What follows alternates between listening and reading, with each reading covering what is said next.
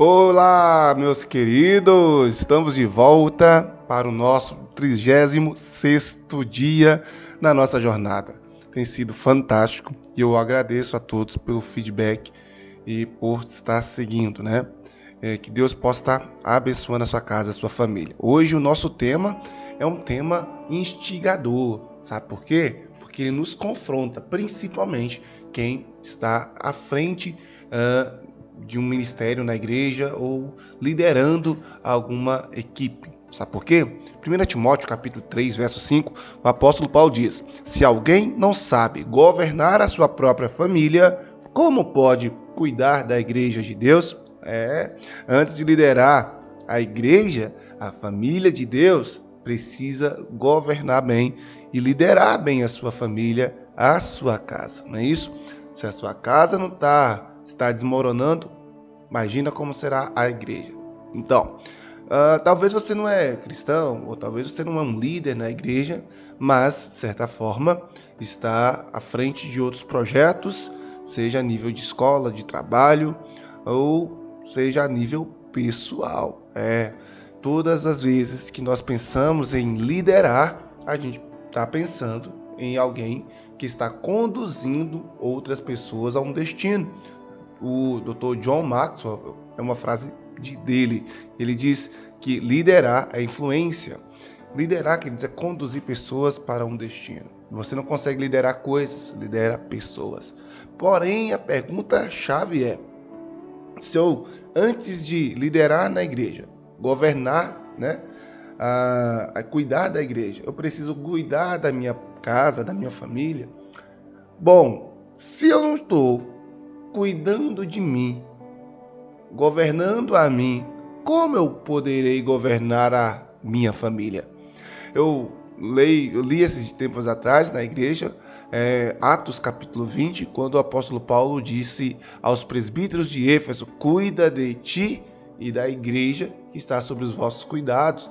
Isto é, eu preciso entender essa necessidade de eu cuidar de minha saúde, não apenas biológica, mental, espiritual, porque uma vez eu cuidando de mim, eu vou poder ter condição de cuidar do outro. Antes de liderar a casa, é preciso liderar a si mesmo, liderar com sabedoria, equilíbrio, firmeza, sabe? E isso não nasce do controle do outro, mas do conhecimento profundo que temos sobre nós, sabe? Como eu reajo, já falei que várias vezes, gerenciar reações é mais desafiador do que gerenciar ações. O que eu valorizo, o que eu preciso para crescer, sabe? E isso, queridos, você vai conseguir entender a partir do autoconhecimento. Quando nós estamos falando tanto de autoconhecimento aqui, não, é porque eu espero que já tenham entendido que se você não gerenciar você mesmo, não conhecer você mesmo, não entender como você funciona, dificilmente você vai conseguir ajudar outras pessoas nas demandas delas e principalmente a sua casa. O autoconhecimento, querido, é um alicerce para qualquer liderança saudável. Todo líder saudável precisa começar liderando a si mesmo. Então, por que o autoconhecimento é essencial para você liderar a sua família, liderar a sua equipe, sabe? Porque esse autoconhecimento vai te fornecer uma visão de como você trata as pessoas e de como você trata a si mesmo. John Maxwell ainda ele vai dizer que a verdadeira liderança começa dentro do coração da própria pessoa. E aí a gente, quando começa a liderar o nosso coração, governar as nossas vontades, paixões e desejos, a gente tem autoridade até para auxiliar as pessoas. Conhecer os outros é inteligência, queridos, mas conhecer a si mesmo é a verdadeira sabedoria. Então, se você não entender esse princípio, você vai ser um líder bom, mas não excelente, entende? Então, eu quero perguntar, por exemplo, quais são os seus principais gatilhos emocionais? Por exemplo, o que desperta a ira em você? O que te deixa pilhado? Ou o que te gera ansiedade? O que te deixa angustiado? O que te frustra? Você sabe? Né? O que te deixa feliz? O que te satisfaz? O que você mais gosta, de verdade? Qual o seu principal sonho? Como você reage diante do estresse, da frustração? Quais os valores que guiam a sua vida? Quais os valores e os princípios morais que você acredita? Entende? Quais atitudes molda o ambiente familiar, o ambiente emocional da sua casa, da igreja, enfim. As pessoas não conhecem, não têm respostas. Eu, quando fiz as perguntas aqui, você precisaria dar a resposta muito clara na sua boca, na ponta da língua. Se você demorou um pouco para responder qualquer uma dessas perguntas, sinal que o seu autoconhecimento está ruim. Então, eu quero te dar 3 motivos, e eu quero ser objetivo, porque eu poderia fazer uma palestra de 2 horas falando sobre necessidade do autoconhecimento na liderança.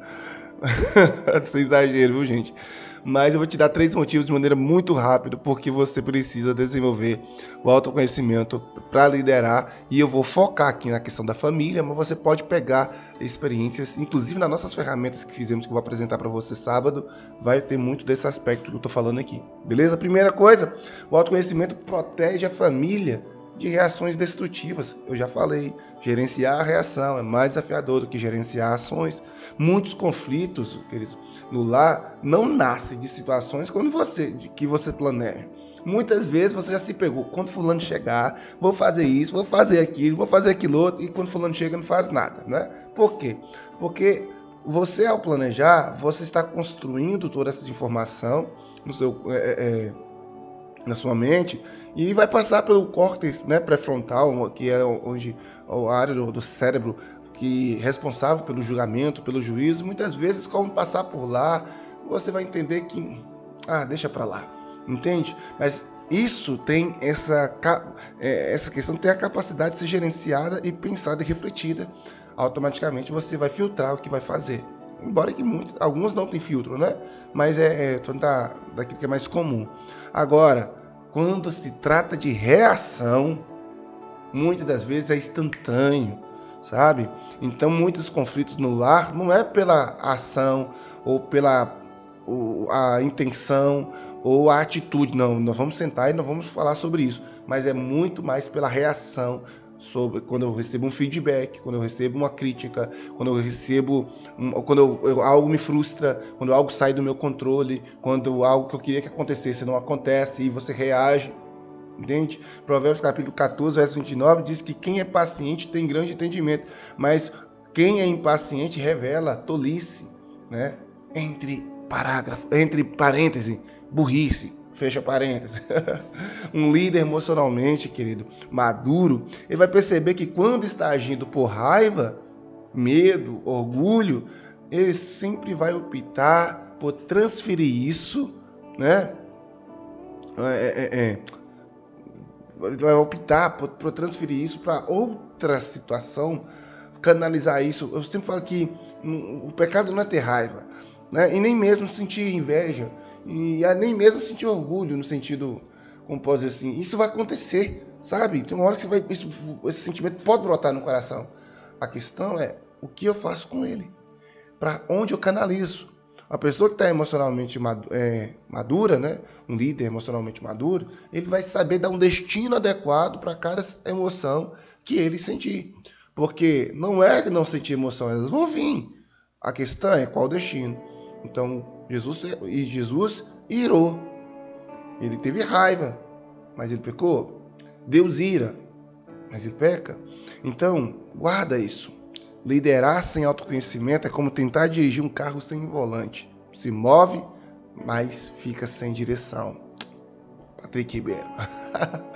Então, gente, olha, um exemplo prático para você aí dessa primeira questão, que o autoconhecimento protege a família de reações destrutivas. É isso. Por exemplo, um pai que não se conhece pode corrigir com dureza demais um filho, sabe? Cala a boca, menino! Né? Ser grosseiro, rude. Um marido pode ser bravo além da conta, sabe? Explodir, agredir.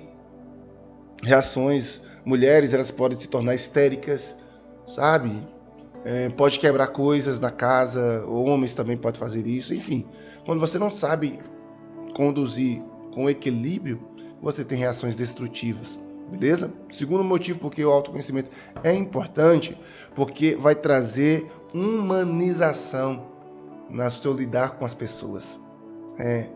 Líderes que se autoconhecem, né, autoconhecedores de si, dificilmente, gente, vai ficar cobrando perfeição do outro. Um líder, uma pessoa que se conhece verdadeiramente, dificilmente vai querer que o outro se torne perfeito ou faça algo extremamente... Não, porque ele sabe que é do humano a imperfeição. Eles já entenderam que eles são imperfeitos e por isso tem misericórdia. Uma pessoa que tem pouca misericórdia, muito comum ela ter pouco autoconhecimento. Porque a misericórdia ela vem do fato de não apenas se colocar no lugar do outro, sabe? Mas ter compaixão com a humanidade, com aquilo que o outro fez. E, poxa vida, fulano foi infeliz naquilo que fez, ou da maneira que se comportou, da maneira como agiu ou reagiu. E ela se conecta com algo que ela também já fez, porque, gente, sejamos sinceros, todos nós já tivemos uma reação tola, todos nós já tivemos um comportamento inadequado, talvez alguns outros a gente nunca teve, mas é mesmo assim, não tendo determinados comportamentos ruins, a gente pode entender que eu não tive aquele, mas eu tive um outro. E isso mostra que eu também falho. Por isso que Jesus disse, por que você quer tirar um cisco do olho do seu irmão se você não tira a trave primeiro do seu? Isso é chamado de hipocrisia, querido. Sabe, Efésios 5:25, Paulo vai dizer para os maridos amarem as esposas como Cristo amou a igreja e entregou por ela. E ainda no capítulo 6, verso 4, vai dizer, pais, não irritem seus filhos, antes criem-nos segundo a instrução do Senhor. Você não pode liderar alguém a um lugar onde nunca esteve. Quem vai falar isso até Brené Brown, ele vai dizer isso. Você não vai conseguir liderar alguém a um lugar onde nunca esteve dentro de si. Então é importante compreender isso, tá certo? A humanização. Quando você se conhece, você se torna cada vez mais humano no sentido de lidar com o outro. Entender as vulnerabilidades do outro, entender que o outro também tem fraqueza, entender que o outro também erra, entender que você, assim como o outro, também precisa de compaixão. É por isso que a Bíblia diz que à medida com que julgardes, vos serão julgados. Então eu preciso compreender isso, querido, sabe? E o último motivo porque o autoconhecimento é importante para você cuidar da sua casa, da sua família, e eu poderia ter trago essa palavra de hoje lá no primeiro devocional, mas só para refrescar, porque sábado a gente vai estar falando muito dos nossos resultados aqui, e você percebeu o quanto que depois que você receber e ler, o quanto sua mente vai abrir sobre como você se comporta, e você vai ver qual é o impacto disso na sua vida. 1 Pedro capítulo 5, verso 3, ele vai dizer o seguinte, não hajam como dominadores dos que lhe foram confiados, mas como exemplos para o rebanho. E lá em Provérbios 20, verso 7, Salomão vai dizer, o justo leva uma vida íntegra, como são felizes os seus filhos. Então, em terceiro lugar, porque o autoconhecimento é importante para a família, eu nem acabei falando para você, é que você vai liderar sua casa pelo exemplo e não por imposição. Amado, você tem uma coisa que, glórias a Jesus, eu falo isso, e vocês que estão aqui, que estão ouvindo da igreja, os irmãos que eu já pastorei, que estão ouvindo também, e você que está ouvindo aqui e nunca pastor, né? Nunca pastorei você, mas está ouvindo, nenhum de vocês vão poder falar sobre imposição, que eu exerço um ministério pastoral impositivo. Eu acho que até o contrário disso, acho que tem gente, pastor, você tem que impor mais. Mas eu sempre procuro fazer pelo exemplo. Sabe por quê, querido? Porque a imposição, nem Deus quer que você, nem Deus impõe nada. Ele fala, a vida e a morte está diante de você, escolhe, pois, a vida. Quem quiser vir após mim, negue-se a si mesmo, toma a sua cruz e siga. Então ele abre a porta e fala, quer vir? Ele quer fazer? Ó, tem essas condições, para fazer para mim tem que ser assim, ok? Se não quiser fazer, você não é obrigado. Então, não é por obrigação. Então, o líder que fica liderando pela imposição, dá certo, mas ele deixa muitas marcas, muitas feridas, e o aprendizado se torna doloroso. e aquela pessoa, ela vai, principalmente adolescente, criança, né? Às vezes o pai impõe, não, vai ser assim, é impositivo tanto. Tudo bem, o filho vai fazer e por repetir vai aprender, mas ele vai crescer com muitas marcas, marcas desnecessárias, porque aquela criança e adolescente poderia aprender da mesma forma se fosse pelo exemplo. Entende? Pessoas seguem líderes que são reais, não os que acham perfeito, como dizem Greg Groeschel. Cara, é fantástico. Então, queridos, eu quero falar uma coisa para vocês. Autoconhecimento vai servir, sim, para essas três coisas, né? Para que você possa ter reações benéficas e não reações destrutivas, para que você possa ser um líder humanizado e você possa liderar pelo exemplo e não pela imposição. O cônjuge que inspira a esposa a mudar, sem querer impor para ela mudar. A esposa que inspira o marido a mudar, sem impor que ele mude. Os pais que inspiram filhos a ser melhores do que ele, sabe? Pode ter certeza que está cumprindo muito bem seu papel e isso requer autoconhecimento. Por isso, eu quero colocar aqui para vocês uma ação prática para hoje.